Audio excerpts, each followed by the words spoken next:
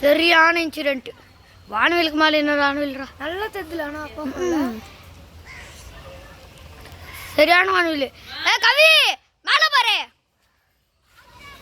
2 வானவில். கவிக்கு அந்த பக்கத்தில் தெரிஞ்சு போயிட்டா வானவில், இந்த பக்கம் தெரியல.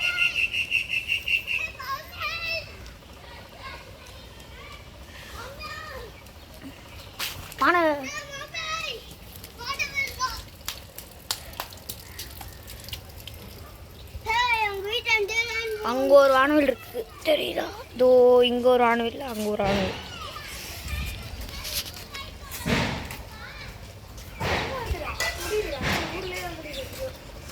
வா போய் வானவில் 2 பார்க்கலாம் வாங்க.